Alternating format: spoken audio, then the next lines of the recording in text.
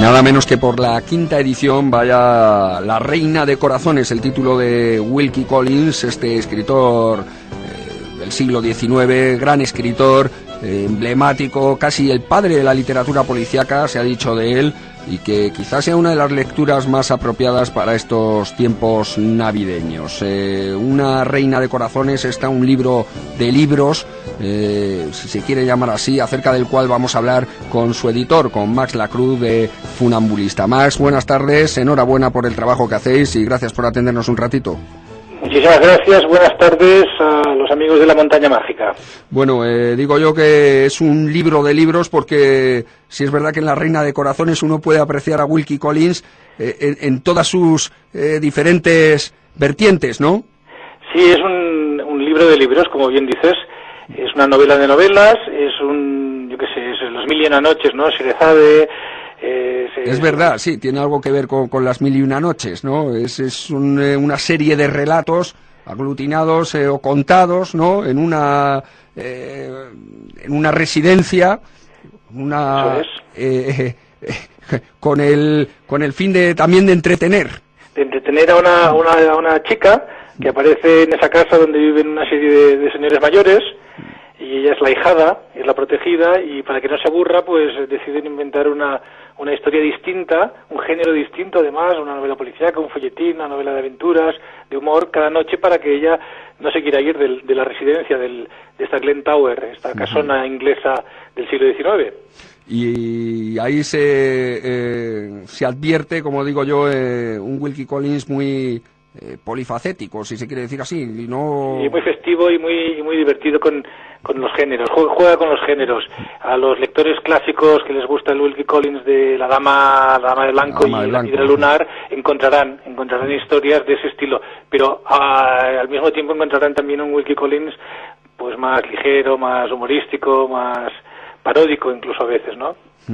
Eso es lo que me ha llamado mucho la atención, ¿no? Uno siempre tiende a catalogar a Wilkie Collins como una curiosa mezcla de novela de misterio, incluso el padre de la novela de misterio, ¿no? Y del folletín, y una mezcla con el folletín, ¿no? Sin embargo, aquí hay mucho más, ¿no?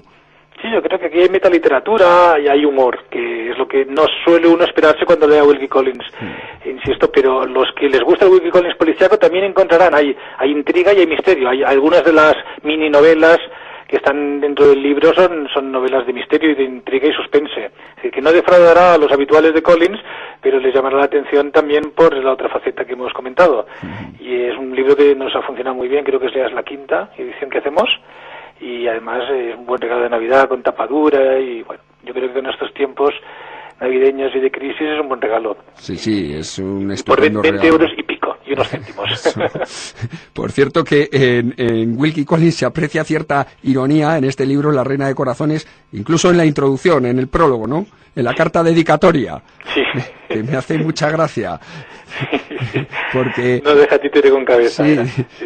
Dice, al final de ella, dice, permítame, está dedicada a un crítico, ¿no? Y dice, permítame, enviándole esta recopilación, garantizarle a la misma, al comienzo de su andadura por el mundo de las letras, un lector cuya perspicacia para detectar los defectos de un escritor es compartida por muchos otros críticos, pero cuya inhabitual habilidad para detectar todos sus méritos poseen muy pocos. Quizá este es el gran defecto de la crítica siempre, ¿no? Supongo que tenía enfilado algún crítico muy concreto cuando escribió esta carta.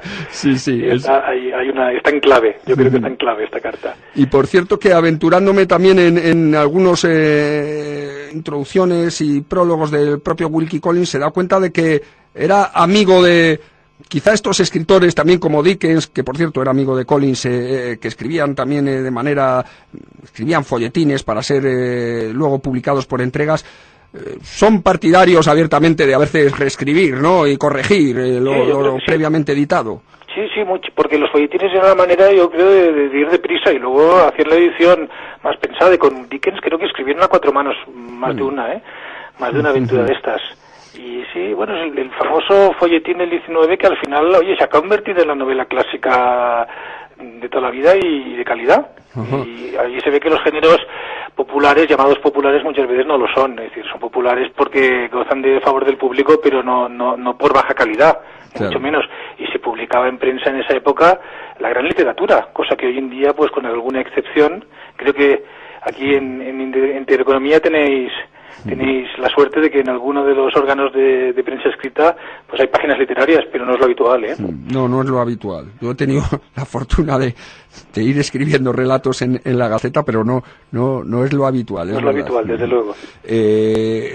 Otra cosa que llama la atención, también se habla de esta literatura de largo aliento, y es que supuso sobre todo la novela del 19, pero aquí, claro, Wilkie Collins le vemos que en las medias cortas distancias también se maneja muy bien, ¿no? Eso también llama la atención. Sí, porque de hecho de aquí podrían haber salido 5 o 6 novelitas cortas, claro. Y cada una se habría aguantado por sí misma.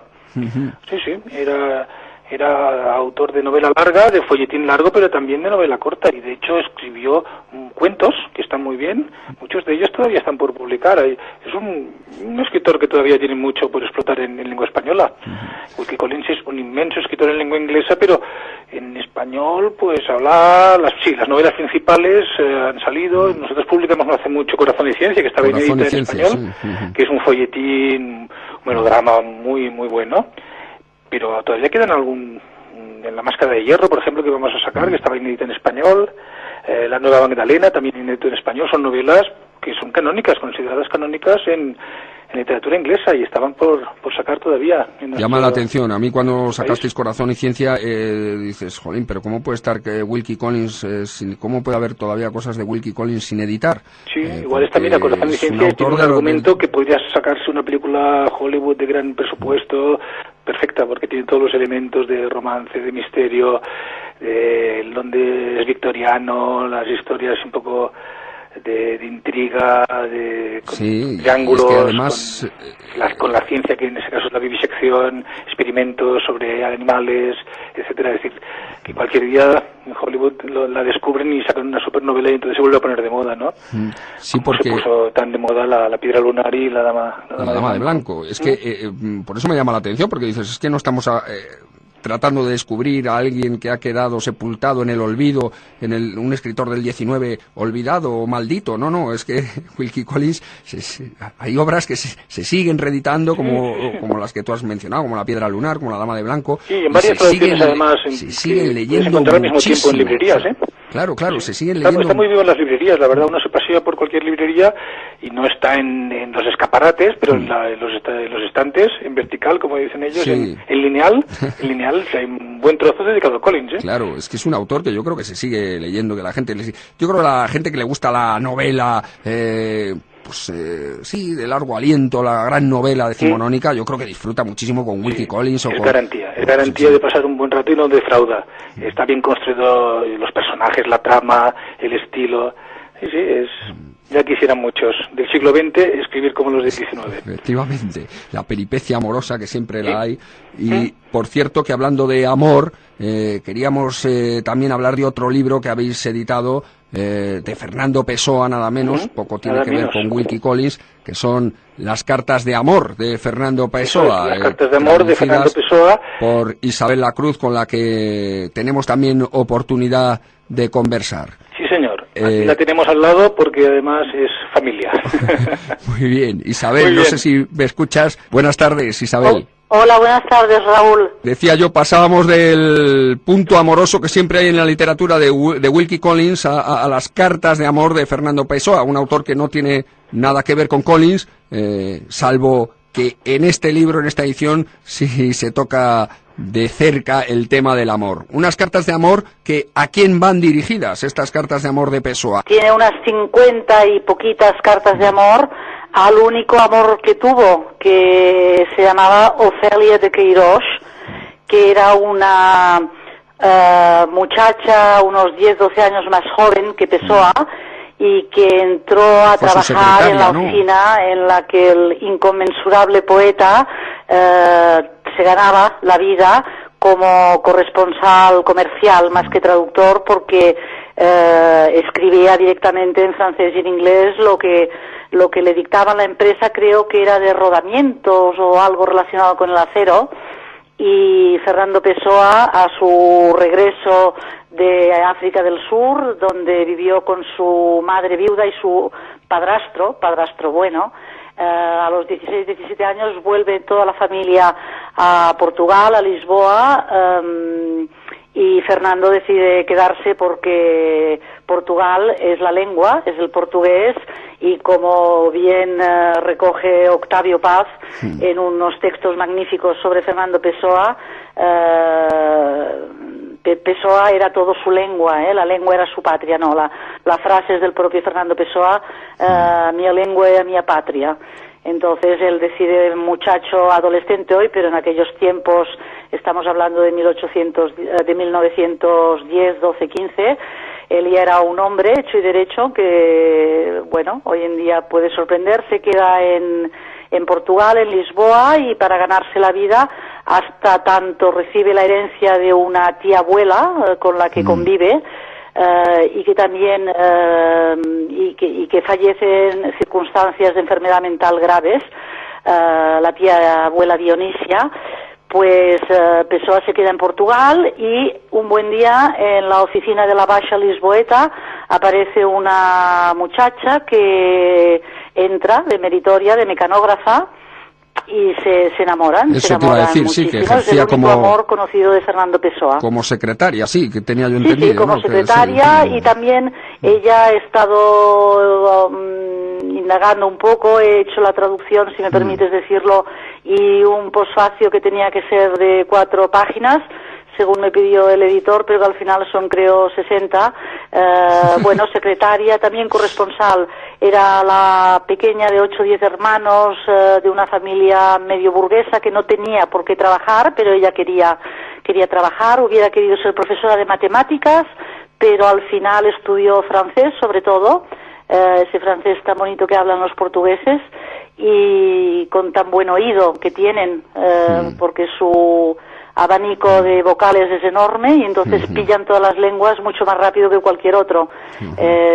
Van 2 obreros a trabajar a Alemania en los años 60, uno de igual, del Algarve o de donde sea, y otro de Valladolid, y pasados 2 años el portugués habla alemán, o si van a Inglaterra o a Francia, y el español no. ¿Por qué? Porque es menos dotado para las lenguas. No, es un problema de paleta fonético-lingüística. Los portugueses hablan muy bien todas las lenguas, no sé si os habéis tenido ocasión de comprobarlo, ¿no? Porque tienen todos los fonemas, es una lengua muy rica, como las lenguas eslavas, por otro lado, porque los rusos hablan tan bien cuando aprenden a hablar nuestra lengua, en fin. Y total, que aparece un buen día Ofelia de Queirós, y es un flechazo absoluto. En anexo a esta edición hemos traducido en extenso una entrevista que le hacen a esta señora que falleció con 90 y muchos años en su casa lisboeta, que casó con otro hombre y tuvo hijos, pero que al final de su vida sigue diciendo, es una entrevista tan bonita que no hemos podido resistir a la tentación de publicarla, sigue diciendo que el gran amor de su vida fue Fernando Pessoa. Entonces fue un enamoramiento por parte de ella absoluto, y por parte de él dicen gente conocedora, citamos a unos psicólogos y psiquiatras en Portugal que han hecho un estudio basándose exclusivamente en los textos de Pessoa, pero se llama El caso clínico de Fernando Pessoa, un tal Mario Saraiva, si no recuerdo mal en este momento, que su conclusión, después de leerme todo un tocho de 500 páginas, es que Fernando Pessoa quiso experimentar lo que era el amor.